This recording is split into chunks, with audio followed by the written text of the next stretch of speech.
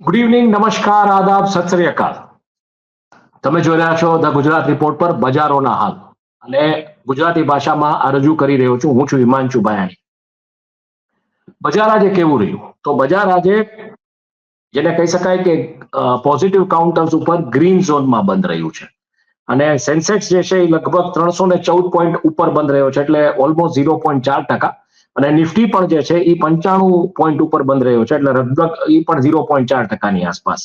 મુખ્ય કારણો આ તેજીના જે છે એમાં ઇન્ફોસિસ દ્વારા શેર બાયબેકની જાહેરાતથી આઈટી અને ફાર્મા સેક્ટરના જે શેરો છે એમાં તેજી જોવા મળી હતી. બીજી તરફ યુએસ ફેડ રેટની જે શક્યતા છે અંગે જે વૈશ્વિક એક સેન્ટિમેન્ટ છે એમાં પણ ક્યાંક સુધારો જોવા મળ્યો છે. વૈશ્વિક જે ભાવના છે આખી જે મની માર્કેટ્સ માટેની. અને બીજી તરફ એફઆઈઆઈ દ્વારા જે વેચાણ થઈ રહ્યું છે એમાં ડીઆઈઆઈ સતત ખરીદી કરી રહ્યા છે, એટલે બજારને ક્યાંક ને ક્યાંક ટેકો મળી રહ્યો છે. એટલે લોકલ ફેક્ટર્સ છે, ડોમેસ્ટિક ફેક્ટર્સ છે, ઇન્ટરનેશનલ ફેક્ટર્સ છે, અને ઓબ્વિયસલી એફઆઈઆઈ ડીઆઈઆઈ ની જે રમત છે મારવાની અને ખરીદવાની, એટલે તેજોડિયાઓ અને મંદોડિયાઓ જે હેન્ડલ કરી રહ્યા છે માર્કેટ, એને કારણે માર્કેટ અપમાં રહી છે. બજારની ટર્નઓવરની ને રેટની જો આપણે વાત કરીએ તો કુલ ટ્રેડ જે થયેલા શેરો છે એ 4272 છે બીએસસી પર. 4272 કંપનીના શેરોમાં આજે ધંધો થયો છે, જેમાં ઉછાળો જે નોંધવામાં આવ્યો છે 1995 કંપનીના શેરોના ભાવમાં જોવા મળ્યો છે, જ્યારે 2120 કંપનીઓના શેરોના ભાવમાં ઘટાડો જોવા મળ્યો છે અને 157 કંપનીના શેરોના ભાવો છે અપરિવર્તિત રહ્યા છે. તો બીજી તરફ આપણે એનએસસી પર નજર એક નાખીએ તો એનએસસી પર 1458 કંપનીઓના શેરોના ભાવમાં ઉછાળો જોવા મળ્યો છે અને 1433 કંપનીઓના શેરોના ભાવમાં એક રીતે જેને કહી શકાય કે ઘટાડો જોવા મળ્યો છે. અપરિવર્તિત ઓલમોસ્ટ 100 કંપનીઓના જે શેરોના ભાવ છે એ અપરિવર્તિત રહ્યા છે. ટર્નઓવરની જો હાઇલાઇટ્સ આપણે કરીએ તો ઇન્ફોસિસમાં ઓલમોસ્ટ 1,95,425.69 કરોડનો ધંધો થયો છે અને વિપ્રોના જો આપણે વાત કરીએ તો ઓલમોસ્ટ 31,921.63 રૂપિયાનો ધંધો થયો છે. અને અદાણી પોર્ટની જો આપણે વાત કરીએ તો 48,264.43 ધંધો થયો છે. એટલે આટલા શેર્સ ટ્રેડ થયા છે આ ત્રણ મુખ્ય કંપનીઓમાં. ટોપ ગેઇનર્સ અને ટોપ લૂઝર્સની જો વાત કરીએ તો એનએસસી પર ઇન્ફોસિસ છે, ડોક્ટર રેડ્ડીઝ છે, વિપ્રો છે, અદાણી પોર્ટ છે અને ટેક મહિન્દ્રા છે. અને ઘટાડા જે શેરમાં નોંધવામાં આવે છે, એક પ્રકારનો શેરનો ભાવ તૂટ્યો હોય એવામાં ટ્રેન્ડ છે, ઇટરનલ છે, અલ્ટ્રાટેક સિમેન્ટ છે, જીઓ ફિનાન્શિયલ છે અને ઇન્ડસઇન્ડ બેંક છે. બીએસસી ઉપર જો આપણે વાત કરીએ તો સુલા વાઇનયાર્ડ્સ, ગુજરાત ફ્લોરોકેમિકલ્સ અને ઉજ્જીવન એસબીમાં એના શેરોના ભાવોમાં વધારો જોવા મળ્યો છે, જ્યારે માઇક્રોચિપ, રેફેક્સ અને જેપી પાવરના શેરોના ભાવોમાં ક્યાંક ઘટાડો જોવા મળ્યો છે. બલ્ક અને બ્લોક ડીલ્સની જો વાત કરીએ તો અતુલ ઓટો લિમિટેડમાં 5 લાખથી વધારે શેરોનું એમ કે ભાઈ ટ્રેડિંગ થયું છે અને મુખ્ય પાર્ટીઓમાં ગ્રેવિટોન રિસર્ચ છે, આલ્ફા ગ્રેપ છે અને એલેક્સિયર વેલ્થ છે, જે એનએસસી પર બલ્ક ડીલ થઈ છે એમાં. અને બ્લોક ડીલ્સમાં ટીબીઓ ટેક અને શિવાલિક એન્જિનિયરિંગમાં નોંધપાત્ર પ્રવૃત્તિ જોવા મળી છે. તો બીજી તરફ શોર્ટ સેલિંગમાં આપણે જોઈએ તો ઓછી રહી છે, કારણ કે ઇન્ડિયા વીઆઈએક્સ કંઈક 10.84 પર સ્થિર છે, એટલે શોર્ટ સેલિંગનો એટલો બધો ડેટા ઉપલબ્ધ નથી. એફઆઈ અને ડીઆઈની પ્રવૃત્તિની વાત કરીએ તો 9મી સપ્ટેમ્બર એટલે આજે મંગળવારે એફઆઈઆઈ નેટ જેને કહી શકાય કે વેચાણકાર રહ્યું છે. ઓલમોસ્ટ એ લોકોએ 1304.90 કરોડનો માલ બજારમાં ફૂંકી માર્યો છે, જ્યારે ડીઆઈએ 1821.20 કરોડનો માલ ખરીદ્યો છે. તે લોકોએ જે માલ પડ્યો એ સીધો ખરીદી લીધો.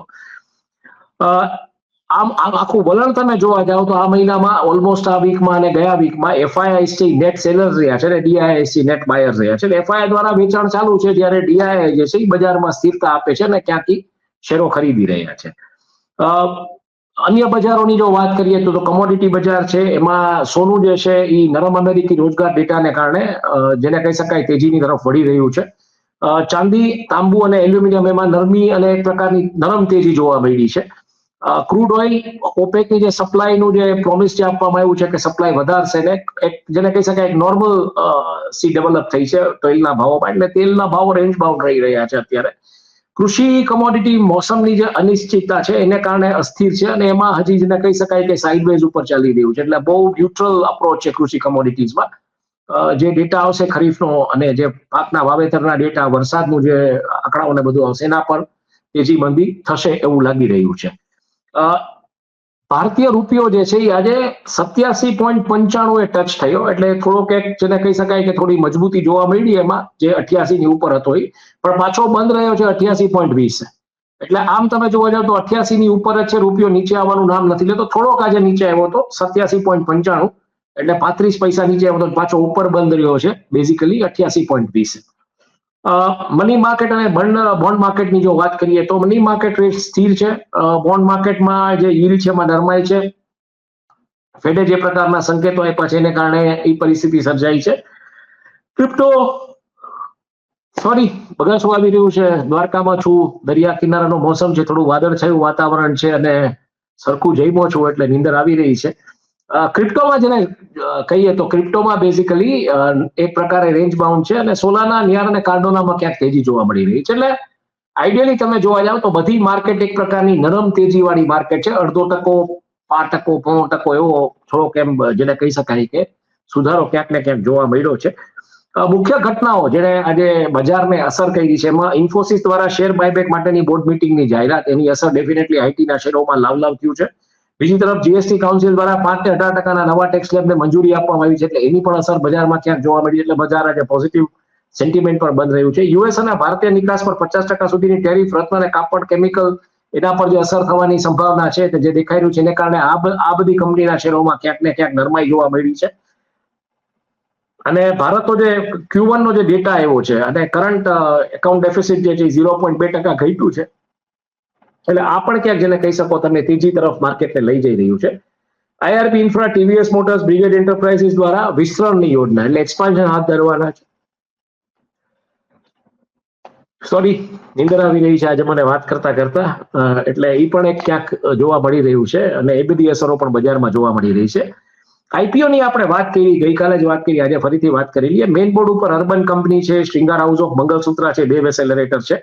અને અર્બન કંપનીનો ભાવ જે છે એની જે પ્રાઇસ બેન્ડ છે એ 98 થી 103 ની આસપાસ આંકવામાં આવી રહી છે. શ્રીંગાર હાઉસ ઓફ મંગલસૂત્ર 155 થી 65 અને દેવ એસેલેટરમાં હજી કોઈ ડિક્લેરેશન આવ્યું નથી, માર્કેટમાંથી કોઈ એસ્ટિમેટ્સ આવ્યા નથી એટલે વાર છે ને it's to be declare, TBD જેને કહી શકાય. Jay Ambe super market SME સેક્ટરનો આઈપીઓ છે. 74 થી 78 રૂપિયાની આસપાસ એનો ભાવ અંકાઈ રહ્યો છે, પ્રાઇસ બેન્ડ.